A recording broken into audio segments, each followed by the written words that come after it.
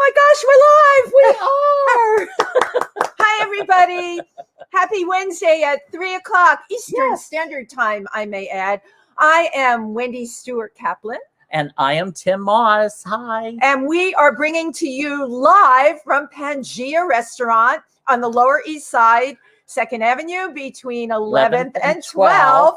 And our show is If These Walls Could Talk. And I can't think of a better location to have a show like this. Can you? Exactly. If these walls could talk. Oh my God, would they ever? And speaking of Pangea, just first up, we want you all to know that February 14th. Yes. Valentine's Day. Valentine's Day. Mm-hmm. That's a Sunday night for those of you who haven't got it memorized. And if your lover hasn't told you that it's a Sunday night, you just slap them and tell them.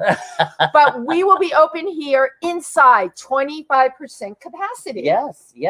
Which is really, it's going to reopen. Great.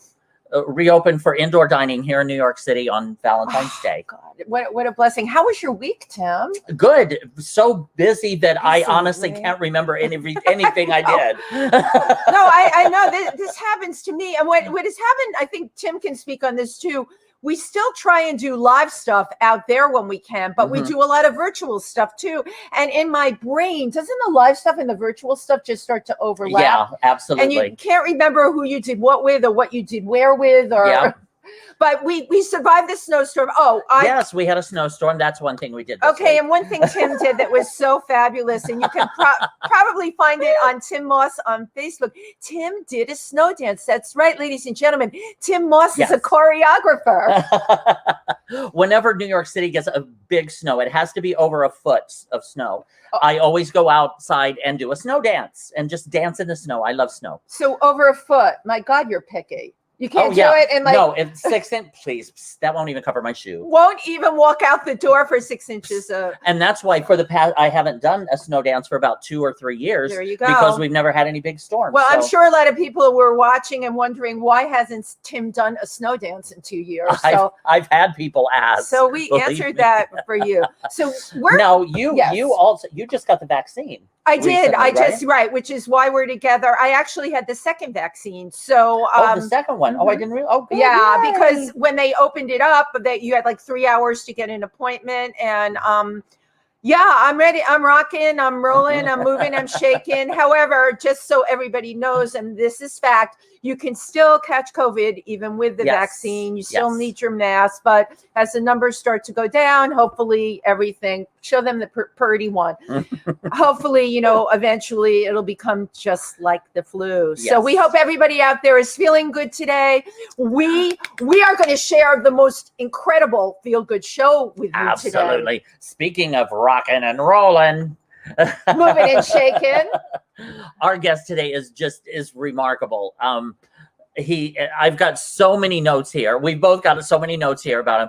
He was saxophone and the rhythm guitar with Pink Floyd, with Toto, Supertramp. Yeah.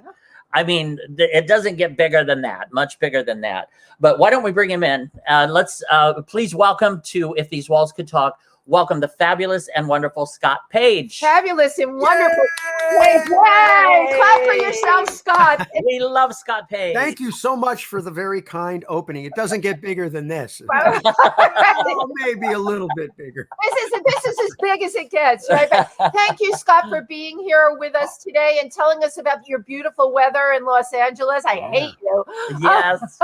So it's real rough here today. It's about 72, 73 degrees. Sun's out. How are you? Hey, but we had rain the other day. I heard. Good. You need to have rain. You need to suffer a little bit, like we suffer here. So I'm just going to dive right in with a little factoid I found out about you.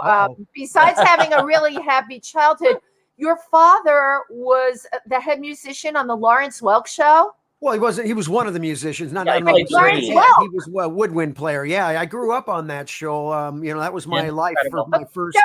Do you remember that show? Oh my God! Yes. All right, I'm dating myself, but that 14 years. 14 years. My dad was in that band. With Bubbles. They used to start the show up with the Bubbles. No, he was a reed player. So he would woodwind, play saxophone, clarinet, oboe, English horn, oboe, right? Wow. So he versatility of instruments and knowledge of how to play instruments runs in the family. That was his thing. He was he was known as a doubler, right? So that's they call that a doubler when you can do a couple of. Are you a doubler? Oh, I was a doubler too. Yeah, I was a doubler. Or a tripler. I think you're a tripler. I worked. I play guitar and I play saxophone and those things. But Scott, you were on the Lawrence Welk show, weren't you? This is true. I mean, this is like, it's really interesting is I actually, my biggest claim to fame, and one thing that I have that nobody else in the world has, I'm the only person that has actually played on the Lawrence Welk show and played in Pink Floyd. Yeah. Get out. I totally love that. Right? How about that? That's like my claim to fame. That's really amazing, right? Do you remember what song you played? It was on. Of course. I played that show quite a few times through the years. Really? Every year they would do a Christmas show where they bring the families on. Oh, I would do something. I played trumpet at the time, and I played a little trumpet song. We do Outer Space Santa, some songs, great songs. Did that, and then a couple times I did shows with my dad where we did a number. Where actually one of them. We actually both water skied together, and my dad played 2 clarinets, and I played my trumpet. And we water skiing. And we did By the Sea, by the Sea. By the beautiful sea. There you go. Okay, you got us going now. So you grew up in a musical family. Oh yeah, very much so. My dad was actually when I was 1 year old, I was actually traveling with Judy Garland, believe it or not. Oh my God. My dad was playing in her show that she was doing at the time. Wow. And then, so I've been around the music business all my life. And, it's in your blood. My father's was also a serial entrepreneur. We had boat businesses, lighting businesses, candy businesses. Wow. You had donut businesses. We had 26 donut shops called Bill Page Donuts. My goodness. And the sign was interesting because it was a saxophone with donuts blowing out. Oh, I love that. How cool is that? Yeah, it was crazy. So I've been around, pretty much, kind of a business entertainment space all my life. And that's I followed that same direction. I guess I was just going to say, because you have combined, you've got such varied, your resume has got to be the most diverse of any I've ever seen. It's interesting. I look back now. It's so funny when you look back because you don't think about it when you actually are doing it, right? And then now I'm looking back and I'm going, wow, what a crazy ass life I've had. I mean, just the things that I've been part of. One of the things that seems to be interesting to me, you know how some people are constantly trying to manipulate and make things happen? You seem like you just fell into this and fell into that. And why do you think that happened for you? I think big part of it is just curiosity. I've been very curious. I love that. I think that's really important. And I've always been, I really got lucky with my parents, right? I won the lottery. I had the best parents you could ever imagine. My dad, we did everything together. I mean, we built my first skateboards, we surfed, we played golf, we tennised, we snow skied. I mean, we just did all that stuff together. And everything he did, he would always take me on. So I was always with him when he was doing these businesses and stuff. So I was there helping. And I mean, I was actually with the donut shops. I became such a good, good donut chef that my dad would wake me up at I remember sometimes at 4 a.m. in the morning, one of the 26 shops, the cook didn't show up and the catering trucks were coming. So he'd wake me up and says, before you go to school, can you go cook donuts over here? So he would drive me out and I would make donuts and then make sure that the catering trucks got all the donuts and run off to school. So, wow. Yeah, you know what I love so much about the way you're telling it though, because you have a work ethic. That work ethic was developed really early on. Mm-hmm. And when you're telling this story, it's a family story, right? Yeah. There's no resentment or anything. You can tell you grew up in a really positive, supportive atmosphere. Oh yeah, big time. My mom was the kindest human I've ever met. Aww. And just over kind. I actually would say almost overboard at times. But yeah, and my dad was just, everybody loved my dad because he was just a very straight guy, honest, never tried to take any advantage of anybody, did anything. And we just always just kind of worked. Not that we had, at the time was an incredible, weren't multimillionaires. I mean, we lost. I mean, we went up and down. Right. You know, when you're Right. an entrepreneur, you have Absolutely. a few ups, you have Yes. a few downs. And, Yeah. we go through that. But for me, it's really I've really learned that there's only one thing that matters, and it's the ride. Right. The outcome doesn't really matter. That's Nothing so else cool. matters other than just, the experience. Cause I go every time we talk with anybody, anytime I do these shows, I always bring up this one thing because I think it's so important for people to understand is this. The only thing that is real is us talking right now. Everything else is an illusion. 2 minutes ago is an illusion. 2 minutes from now is an illusion. Absolutely. So the only thing there is just this, right? And what we're having right now. But Scott, Amen. what about the parallel universes? Let's go down that rabbit hole. well, you can. That gets another whole world. Consciousness is my favorite subject on the planet. So I mean, we can definitely go down all those rabbit holes. all those rabbit holes. But I want to But just like you were saying, it's basically living in the now. You have to. I mean, because Right. that's the only place you can Right. have any effect. And people don't realize that there's really only one moment. It's always the same moment. I can't get Right. up and go over there and leave the moment. Right. It's always the same moment. So it's really just a different frame of kind of the way you frame life in general. So I try everything I can to just every step that I take, I make sure that it's good. I'm constantly checking in myself, like, how am I feeling right now? What's going on? Because what'll happen is a lot of times you could be just like sitting here. I'm sitting here and I could be suffering like, oh my God, I don't know how I'm going to do this. I'm going to pay my bill. Just going through this whole insanity that we go on our heads. beating But when you yourself stop up yourself, with your head, I call it. yeah, Yep. when you stop and you say, well, where am I? I'm sitting here talking to you with a glass. Everything's actually okay. I'm not what's going on in my head. So I try to really focus on that concept. Yeah. But your upbringing, I mean, that's so remarkable because so many people are brought up. You have to grow up and do one thing. You've got to find out one thing you're good at and do that one thing, stick with that for your entire life and work your whole, and you were brought up with more of a mentality of peaks and valleys, that life goes up, life goes down. And life goes on. This. Life goes on. Right. Life goes Try on no this, matter what. Try That's this, it. try that.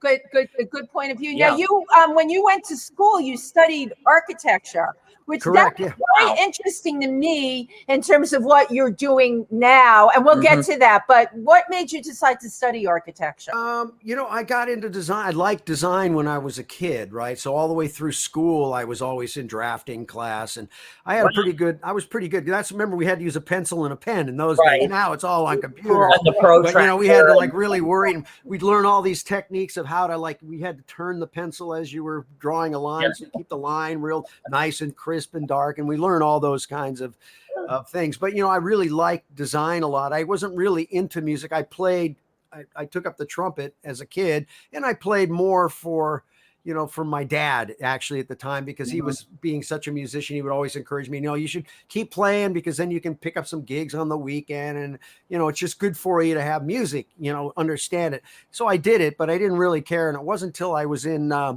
actually when my dad actually started amplified instruments, so the first saxophones that had a microphone on, which was actually a hearing aid, because a hearing aid is basically and it was put on, and he started that with the horns. And then he was actually one of the developers with Brad Plunkett that invented the wah-wah pedal, which was the famous music, Jimi Hendrix, everybody still today, one of the most, revered, still used today guitar pedals of all time, right? It's it just won the Hall of Fame. I like to say it, the wah-wah pedal. Wah-wah pedal. It was originally called the Clyde McCoy wah-wah pedal, and Clyde McCoy was a trumpet player, and he used to play womp, womp, womp, womp, womp. He did that thing. So my dad said, Brad, I want to make my clarinet sound like to do that. Can we do that? And that's how he built that thing. And I remember when my dad brought that home the first day when they had built the prototype, and I had my trumpet and I played in. I can see myself in the living room right there going through that at that moment in time. And, I used to own that original wah-wah pedal. I lost it someplace. I have no idea. It got moved or something. I lost it. But that's a, crazy time. But all this entrepreneur stuff that I went through with my dad really made it interesting for me. I think that's what really got me.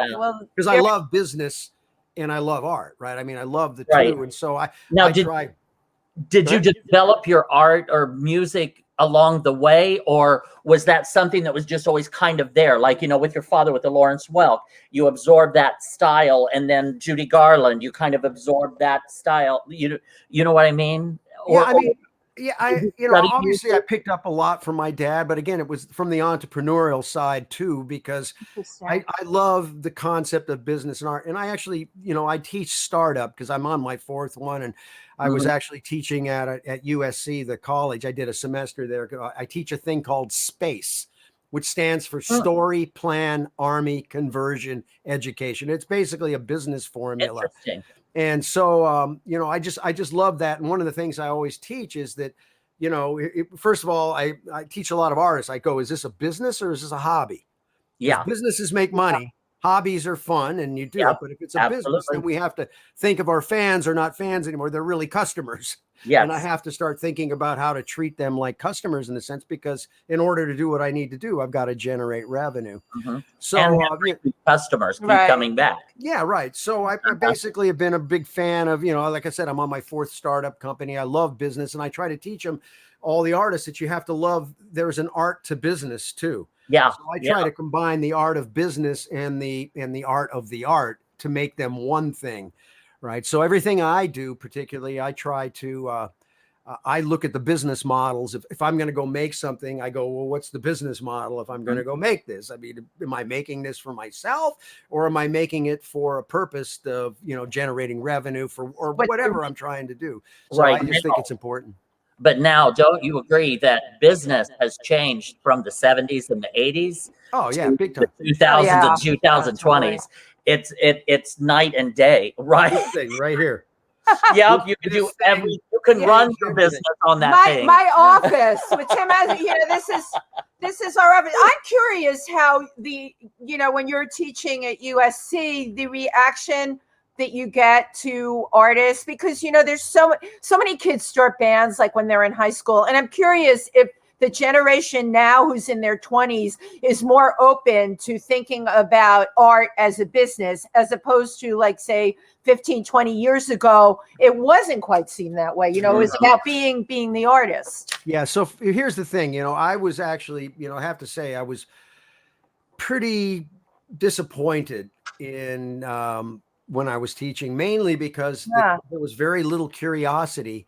And these things were controlling people so much that they couldn't think outside. It's like free thinking is going away. I agree. And I mean, it's really pretty rough. And anybody out there listening, I want to recommend one thing that everybody watches Social Dilemma. You can get it on Netflix. It's on Netflix right now. Did you watch it yet? I'm that's on my list. No. You must go watch that. That's needs to be everybody here, especially if you have children, whatever. It is very, very important, because what's basically happening is the algorithms that are basically taking over. Remember, whoever controls the algorithms controls the people. If you control the media, you control the people. And what's happening is all this behavioral science and marketing and things that are being done are now being used on us. And one of the things you realize when you watch Social Dilemma is, like, on all these free sites that you're on, Facebook and stuff, well, you're the product.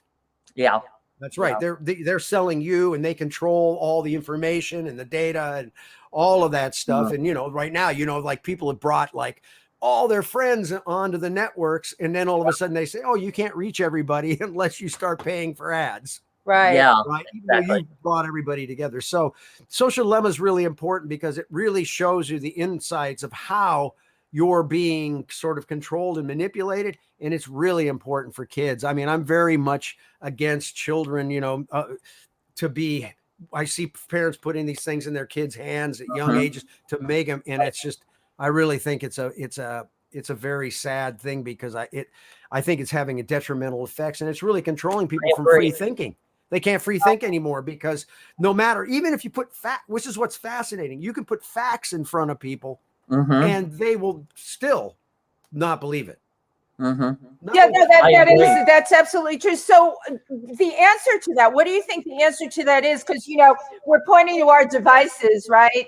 I'm an addict. I use it all day long. Right. So we all are. But with kids, they're learning, and everything that they're learning now, it's all electronic. And I'm sure you've heard this, as we all have, their brains are getting wired differently. Yes. Oh, big time. No, this is definitely changing everything, because now you don't need to like really think or whatever. You can just Google it and you get the information. And so, I mean, there's pros. The positive side of this is incredible, but there's also a very dark side that, unfortunately, when it gets in the hands of people, we're seeing some, from my point of view, some real destruction. Because don't you find it fascinating that now friends can't talk anymore? Right. People aren't things. Hello. No, this girl is, I absolutely, it. And She's I apologize. I do everything, but I apologize to people. And I'm like, I'm sorry I'm calling you, but I need that to connect. Especially if I'm doing I didn't call you Scott, but you can call me anytime already. But I have to do that. I have to hear your voice. I have to make some kind of human contact. And I think everybody needs to do that, because we're going to lose that ability if we don't. Well, we're already losing it. I go ride with my friend. His two kids sit in the back seat and they text each other. They don't even talk. Yeah. They're sitting right next to each other. Right. Yeah. And so you got to start wondering, and I mean, I think what's happening is it's completely taking over people's thoughts, and they can't stop and basically smell the roses anymore.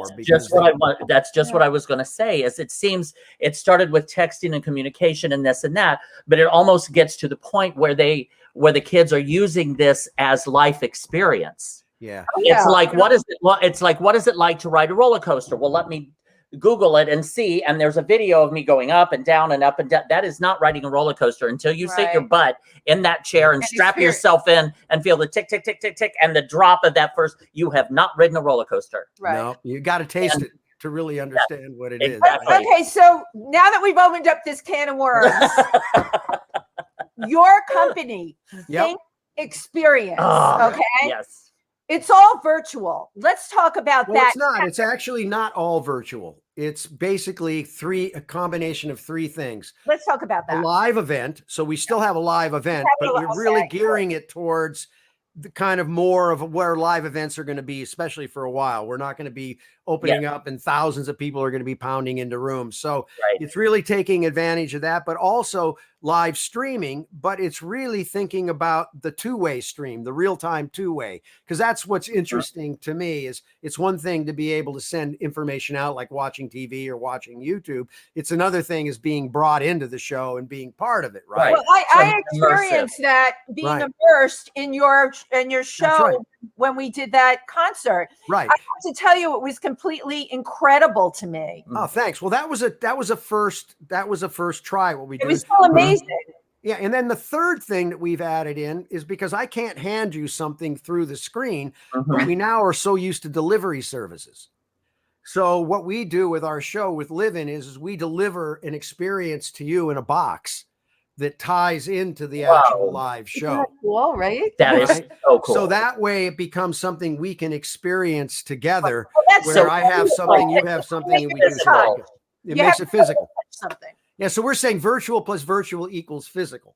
Love and it. That's how we're looking at it. And so we were just getting ready to shoot our pilot, which you saw our first little test run, because what we did there was we had actually put 18 80-inch monitors around the band and then brought the audience onto the band. So they were like 5 feet away from us, 10 feet from us right there. And so everybody was like in the front row, and we were able to communicate and, test some things out. Now there's some challenges to really doing that right. And that's part of where we're trying to kind of innovate in that area. And, we just filed a couple patents on some ideas on how to do this stuff in a unique way. And so we'll see.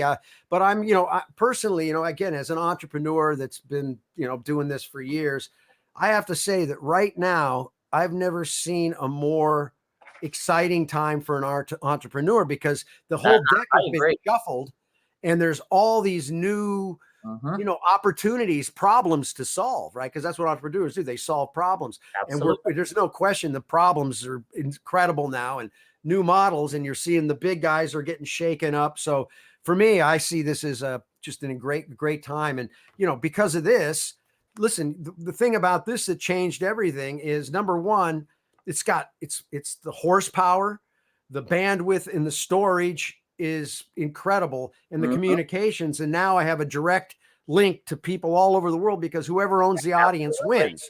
If you own the audience, it wins. And what's really important is I can take the order. I can take your credit card. I can take whatever, and I can get paid. So we're moving into a direct to consumer world, and it's really moving into kind of the niches or hives. I call them hives. And the motto is, if you want to survive, you have to build a hive. Yeah. And what's nice about this model is it really doesn't take that many people to build something. There was Kevin Kelly from Wired Magazine did this thing that was, he coined it, it's called 1,000 True Fans.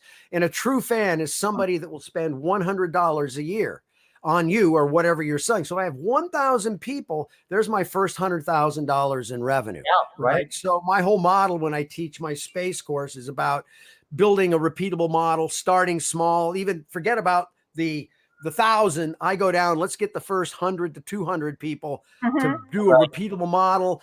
Pay me, kind of make it go. Once I have that, what I'm selling, because you can't sell music anymore if you're a musician. There's no place to sell it. And streaming business doesn't really work. So it's really about, what can you sell? And it's the relationship, the lifestyle, kind of the educational piece, or an experience, right? Those are the things you can sell. So absolutely, an experience. Absolutely. Well, you're watching If These Walls Could Talk with hosts Wendy Stuart and Tym Moss. Yay! We are talking to the amazing and innovative and ridiculously talented Scott Page. Yay! You're too kind. You are what you were talking about, as you are the CEO of Think Experience. Yep. And why don't we take a quick look at one of the videos from that? Oh yeah, and I think Wendy, you're even got a little cameo. Oh, a cameo! I'm going to watch for the cameo.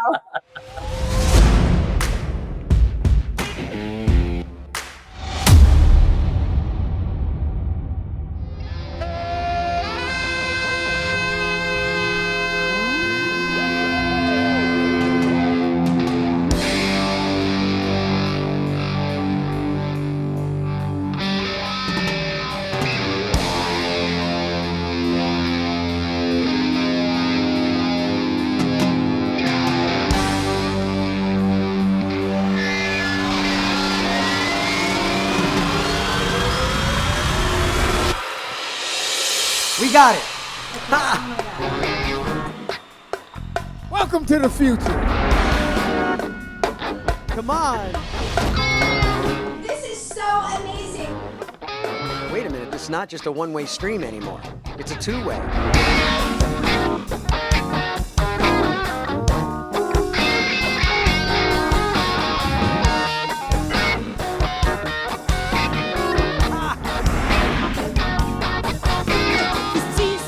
That's my dad right there. There he is, the man. Happy Father's Day. Rockin' live, big time.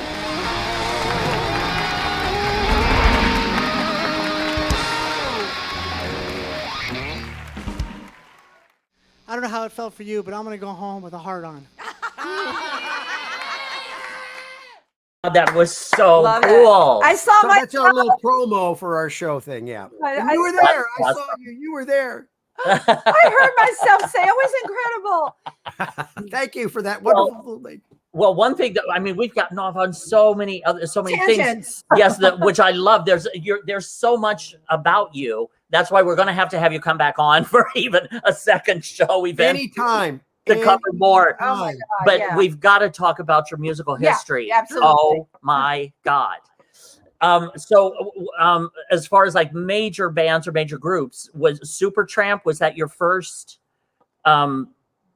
Actually, I played with a variety of bands for years when I was growing up, kind of doing, playing studios. I was in the first kind of real big gig that I had where we toured was with Seals and Crofts. Oh, I love Summer Breeze and all those, and that was at the height of their career. So that was my first real kind of, I would say, world tour, right? Was playing with them during that period of time. And then, I was in varieties of bands. I was in Mick Fleetwood's band, The Zoo. I was, I played with everybody from Chuck Berry to, James Brown to, it goes on and on as playing as a musician. was this just that you were in that circle and people knew you, so they would? Yeah. Well, it's really interesting. It's like, all these gigs that I've, got, it's always word of mouth. And obviously we had no Right. social media and stuff like that before. Exactly. And so it was, you'd hang out at the club, you'd meet somebody at the club or wherever it is. Like Supertramp came through, a guy was sitting in the back of the club for months and months. He'd come every week when we played there. I had this band, and so I ended up talking to him and asked him what he said. I play drums. I'm in this band called Supertramp, and they were just making a record at that time. And we just became buddies and didn't really think of it. And then a few years later, I got a call. I was actually playing with Diana Ross. Believe it or not, I was in Las Vegas when I got the call. And it was Bob Siebenberg, who was the drummer. And he says, hey, we're looking for somebody. So on my day off in Vegas, I flew to LA and then auditioned for that.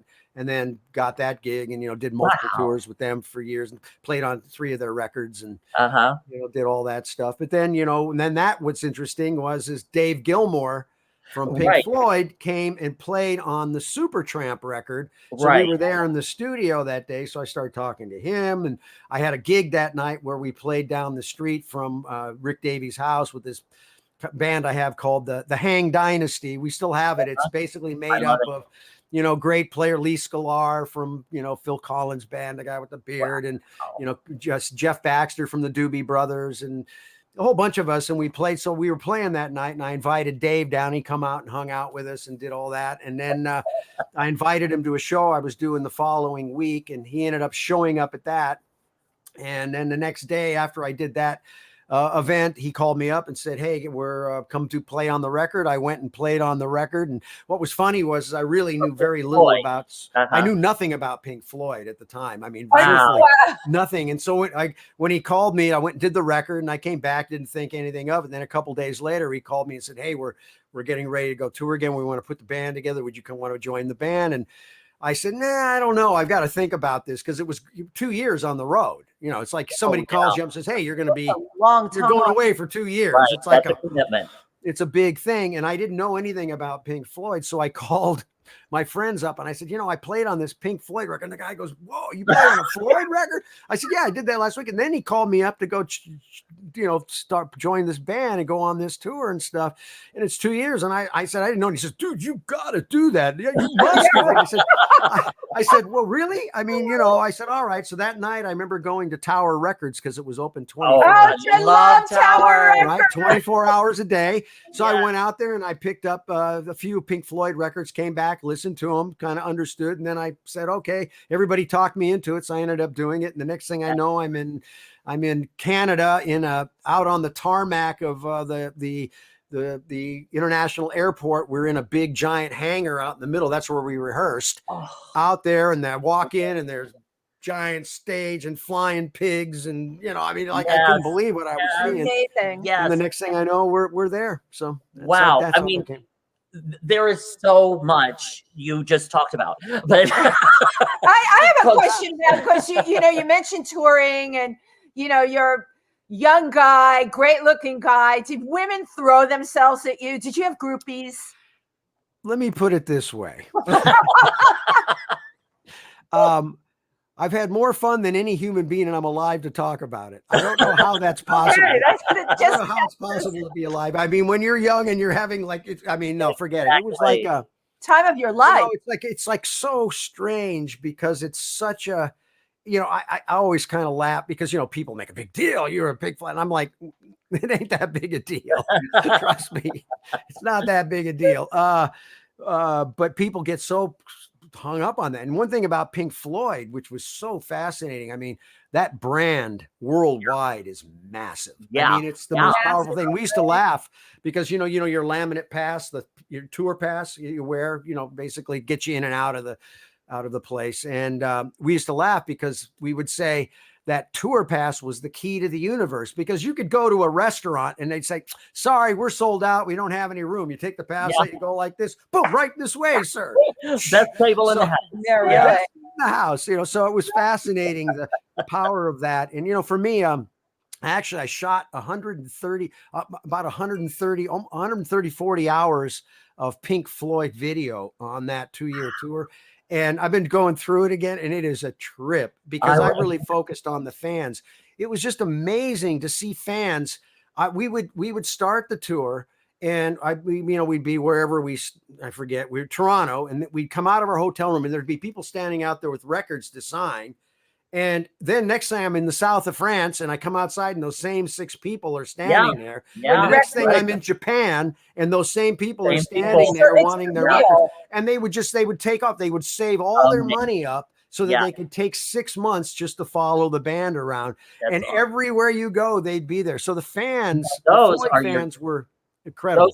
Those are your true fans. The real true fans. The true ones, the ones that you were talking about before. Those are true fans. Yep. Now, backing up to what you were talking about earlier, because there was so much information in there with all of the different like legendary performers or musicians that you were just hanging out with. And, we're going to go down and I'm going to play with this group. And you would play a small club. And then what was it like within the year? A year later, when you're with Pink Floyd, walking into the most massive stadiums that are sold out with people moving all of this stuff and setting up these huge stages, and it was massive. I mean, there was like that's such a leap. It was crazy. I mean, what was so interesting about Floyd is I remember we had our passes, right? 1, 2, 3, and I'd see people that were there had 147. Right. Like it's like there's 150 people moving this giant like circus around the world. But what was actually really interesting is, they're fun. It's fun to play those big gigs. It's interesting, and you see yourself. I mean, it's crazy. But really, the most fun we had is Pink Floyd. We called ourselves after the show. We were the Fishermans with a Z, and we would go play clubs. Stop it. Enter a different name with it. It's genius. Stop it. How cool is that? So they would, the promoters, after we did our stadium show, for afterwards, they would set up a small club, and they wouldn't tell anybody really who it was or whatever. And we would show up there, and then the word would get out, and the place would be slamming. Packed, right? Those gigs were really fun. That would be amazing. The fans are like 3 feet, 4 feet from you, and you're playing, and getting to honk the women. Hey, baby. Well, that answers the groupie question for me, then, doesn't it, Scott? I know, it's horrible. Wow. So you were how long were you on the road with Pink Floyd? We did that with that tour. I was 86 to 90 something. I guess 86, 90 something. So, but we were out 2 years on that particular amazing space. Yeah. And then I started my company, and everything started to take off because I started actually with the producer of Pink Floyd, Bob Ezra, and we started a company called Seventh Level. And that's where I got into the tech space because I saw CD-ROM, I saw interactive entertainment coming together. So we started Seventh Level, and that's probably one of my, favorite things. That company, we took that public. It was a NASDAQ company. And one of my biggest claims, my favorite thing that I've ever done is I directed and produced, along with a co-director and produced the world's first interactive cartoon. Yeah, I get to talk about that. Was fun times. Yeah, called Toonland. Starred Howie Mandel. Right. We sold 11 million units of that. Wow. Yeah. So what was so unique and special about that? Well, because remember, those were the days we were on Windows machines that were 386 25 megahertz machines with 4 mega RAM. That was it, right? You had 4, and so you had to figure out. Yeah, we didn't know how. Plug it interactive entertainment was just starting, right? So it was very pioneering, innovative time to be in that game. Yeah, plug it into the phone line with the. Even when I started that, there was no phone lines. There was really no phone modems. That came a little bit later. Okay. Wow. CD-ROMs, so CD-ROMs, you put them in your computer and that kind of stuff. And how do you think at that point in your career you decided to veer off into tech? Like, what was the universe telling you at that time? Well, again, it's like I try to stay up on where trends are going. It's really important to keep an idea on trends and where the market is. So I constantly, I feel like I'm in this space. I'm pretty close to the market because I follow it so closely. At that time, I was in an entertainment space. I had done my first CD-ROM, which was it was called Music Bites. And Music Bites was really, it was music so somebody could put for a presentation. So on your computer, you had no way to add music to a PowerPoint, right? So this was a disc of just musical cues and songs and things like that you could use as a presentation music behind, because that was just starting to happen. So I saw that this market of CD-ROM and where it was going, and I started hanging out in the whole cyberpunk scene, like all these guys that were like writing code like in their garages and stuff. It was like really a trip. It was so early. I remember going to a conference, one of the early Windows conferences, and it was in the size of it was like in a Holiday Inn in one room, one banquet room, a complete computer trade show. It was Windows things. And we saw that I just saw it as the future. So I just dove everything into that and started hanging in that scene. That was funny because there was there were a handful of us musicians. It was myself, Todd Rundgren was in there early. Todd Rundgren and Thomas Dolby was another one that was early in the kind of the tech space. And I was hanging out with Timothy Leary, believe it or not. And Timothy. Oh, I totally believe you were hanging out with Timothy Leary. Yeah, I know. But I mean, he was all hanging out. He was all part of that Digital Beings we'd go to in San Francisco. And it was a very innovative time because all of this stuff was starting to break. So it was very exciting. I mean, it was a very exciting time. But that's what I mean. And just really being attracted to it or having it pull you in right from the start and being able to kind of get a rough idea of where it went. And then to have the honor in a way of watching this unfold year after year after year and expand and grow and evolve to what it is today. Yeah. Well, I was real early, which was interesting is I was probably, like I said, there was a couple of us in the music industry. We were the only guys that were looking at this space in that time. And actually, one of the things I'm really proud of, there's a big book that came out. It's called The 50 Pioneers of Multimedia. And I'm in that book. Yes. With guys like, Jared Lanier and all these great and very incredible, humans that have done things. So that was a very interesting time. I mean, I really enjoyed those times of being there. Now, obviously, taking a company public, was a very interesting process, to go through all the bankers and this stuff and go out and raise, we on that, we raised about 80 million. Wow. Revenue for that. And it was very, very fun time. It was very exciting time. Very exciting time. So with all of this excitement, I can't help but ask you how you are dealing with the pandemic. How is it? Yeah. Yeah. Well, for me, it was this, I mean, we were for Think, which was just going to be our second year, which we were really getting ready to rock. I mean, this was going to be our biggest year. We were not only were we working on a bunch of live events, because Think is an immersive entertainment company, because we knew we couldn't sell music. So what can you sell? So we were building and doing things, and we just finished doing 40 shows in a 360-degree immersive dome where people lay down and you'd watch this thing. I would totally love that. No, it's fantastic. We did a Think Floyd show, so we were doing Floyd, and so all-star band, myself, Stephen Perkins from Jane's Addiction, and Norwood Fisher from Fishbone, and Kenny Olson from Kid Rock's band. We all had this great band, and we were doing it. We were getting ready to do Jazz Fest this year. We were going back to Europe again, back to Budapest. We had all thing, and things were really rocking. We were in the midst of putting up, working with partners out of Toronto, out of Montreal, that were people that were early on in the Cirque du Soleil days. They had just built this $15 million 1,600 seat immersive theater that we were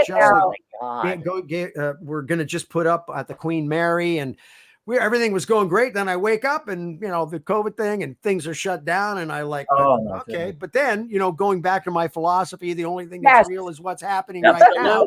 I just realized, I said, all those things that were happening were just things that I was thinking was going to happen. Yes. And maybe something horrible would have happened in there. And maybe this is I'm just thankful that it didn't happen. So I basically said at that point, well, going back to entrepreneurship, whenever there's a lot of confusion and a lot of things that are, crazy, that's where the opportunities lie, right? If you can look beyond that. So I just started going, well, first of all, I know technology is going to be there. This two-way stuff is going to happen. So I started just thinking about what are the new opportunities. And that's when I started putting together the Living business model and then built the team. So we went and I put a world-class team around this business. And I just said, you know what? Hey, I'm sitting here drinking water. All's good. I'm okay. I'm very thankful, you know, and not let it take me down. We're all here together, right? That's right. Moment. And then I got to meet all you guys. And I mean, there's all these things that, you know, it all comes out of this. So it's, Yeah, you know, I didn't look at it as a bad thing. And I mean, it's horrible, the things that have happened and the people that have suffered dearly. And, you know, I'm just looking at all the people that are going to suffer. I mean, I'm more worried about the shutdown than I am the virus, to be truthful. I just feel that there's going to be much more destruction and devastation from that than the virus ever gave us. Yeah. Unfortunately, because you can't lock down a country like this for a year and all the businesses and the not have people, repercussions from and it. not have repercussions. Yeah. I mean, the sad part for me right now is I'm seeing musician friends living on the street. Mm-hmm. They've hit the street already. Scott, I was on a show out of Memphis, right? Rick Cheddar. And that's one of the things he was talking about. You know, all the old jazz musicians, so they've been able to hang on no matter what. They're on the street now, and nobody thinks about that. You're right. You're right. No, I can't even tell you. Right. And because remember, there's a whole economy of people that just kind of live off of working clubs. Absolutely. And, you know, they make enough and they, you know, they kind of have this thing, and that's been just devastated. There's been no place for that.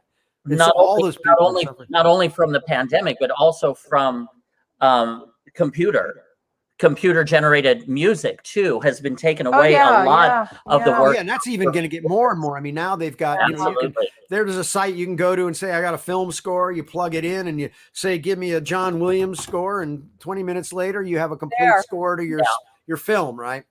Yeah. So we're seeing a lot of disruption, but then at the same time, I'm seeing a lot of artists that are now starting to do the things we're doing. Like we're doing two-way streams, and they're starting to figure that out. I'm a little bit sad though. I just heard in England, they're now going to start charging musicians to do a live stream. So if you want to do a live stream up to 500 people, it's $25. Wow.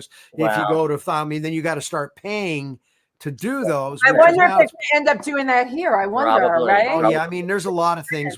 I think what we're seeing right now is a whole lot of things that people didn't realize is happening. Yeah, absolutely. And how the government's shifting around and what we're trying to do right now. So. Yeah, Scott, I cannot thank you enough. And unfortunately, we're running out of time. Yeah. But I just want to say, I don't want it to happen. It isn't so. But firstly, my brother Rick has been a huge Pink Floyd fan for decades, and he wanted me to tell you hello, and so you could just say hello to him, to my brother Rick.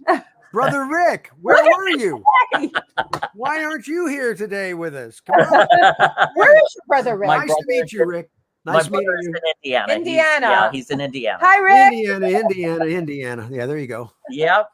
But you're watching If These Walls Could Talk with hosts Wendy Stuart and Tym Moss, and our special guest is the one and only, the incredible Scott Page. I don't even know what label to put. You know, musician. Fabulous. How about the label? It's just fabulous. Just amazing. Really. Just a friend. Amazing. Friends. Amazing. Out with friends. An amazing human being who knows how to live life. Yep. How about that? You gotta remember, it goes really fast. Remember, time is an illusion, right? Yes, because you blink, you're 50 years old. You blink, you're on your deathbed. So it's like, exactly. Live it well. That's living in the moment and live it well. So now, how can people find out more about Scott Page? I mean, all my social is all IAM Scott Page. IAM Scott Page, and you can find me on all of those things. All right. And you can, if you want to find out about Think, just Google Think EXP, and then you'll see there's videos of our live show, all of our dome shows and the band and stuff and interviews, and you can kind of get a handle. But yes, thank you very much for that. Well, I can tell you have got so many ideas and so much more to come, and I cannall wait to see everything unfold. It's going to be exciting. Yeah, and Wendy, you're going to be part of our show, and maybe we'll get part of it too. We need to get you guys in it, because all we want to do is get back to living, right? Yep. Yeah, that's what it's about. I'm going to hold you to that too. I am. Yeah. So I shamed you here in the public, so I know you'll be there when. It takes a lot more than this to shame us. I said it. Scott, you're delightful. Thank you. This was so incredible. Thank you so much for taking some time and Oh, share. absolutely. Anytime for you guys, anything, man. I'm Thank you really for thankful. that tuned in today to watch If These Walls Could Talk. We'll be back next week. Yes, we will. Right here at Pangea in New York City. Okay. Thank you, All Scott. right. All right. Thank you. Goodbye. Goodbye, everyone. Everyone. Social.